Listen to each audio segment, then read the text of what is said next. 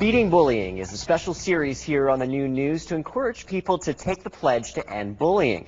Jennifer Smith is a mental health coordinator at Lutherwood, and she joins me now to talk about an upcoming screening of the film Bully. Thanks very much for joining us, Jennifer. Thank you. So this is the first time Lutherwood has ever organized anything like this, I believe, in terms of this film anyway. So why the need to organize these screenings? Well, Lutherwood has been involved with an educational series that we've labeled the Speaker Series for about the last 4 years now. It was our thought to acknowledge the growing problem with bullying by a way of educating the community and putting on this film that would allow us to offer ideas about resources and offer ideas as well about how to work with this problem if you find your child or someone you know is suffering from bullying. Right. Now, people not familiar with the film, we do have a trailer here so people can get an idea of what this film is about and what it says. My voice is not going to fall silent. I will go to my grave until a difference is made.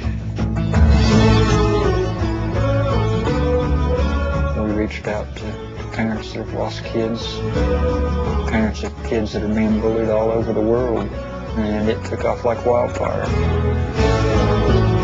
All it takes is for one person to stand up.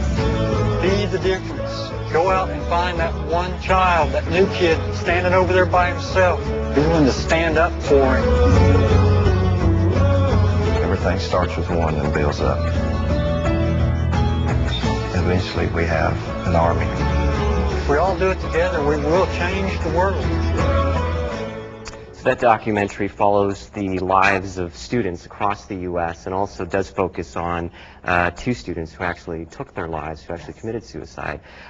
So dealing with some very intense material there. But after the screening, there's going to be some screenings, a couple screenings this week and then in November too. You've organized sort of a support group at the end to talk about what the film's about. So folks that had seen the documentary felt as though, you know, there is some very intense emotion elicited by what happens to the young people in the video, and that it's really imperative that we offer some ideas around if folks are suffering from bullying, how do we get them the appropriate help?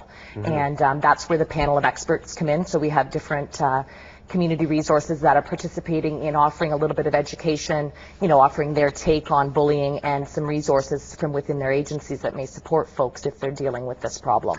Now, Amanda Todd, the BC teen who took her life, the BC government is now advising youth not to watch her YouTube video. She had documented that. Right. Do you think there's a risk in exposing this type of material to youth, like the film The Bully, for instance?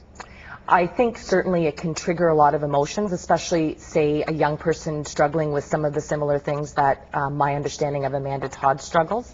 I think there is a risk for vulnerable people, whether there be some vulnerabilities around social isolation or other difficulties around emotion management, to perhaps create some contagion. There's a lot of attention being given to Amanda Todd in that particular case, and my knowledge of that case stems only from my involvement in watching the media and what they're sharing about that case. And so I think the educational piece is what's needed. I mean, if kids are seeing that information, I think we need to, as adults, be educating them on, you know, how do we cope with this type of situation? What do we do? And creating some alternatives to something like suicide being a solution to that kind of problem. Now, from your experience, you're on the front lines of this issue. Have you seen an increase? You tend to hear from people that there is.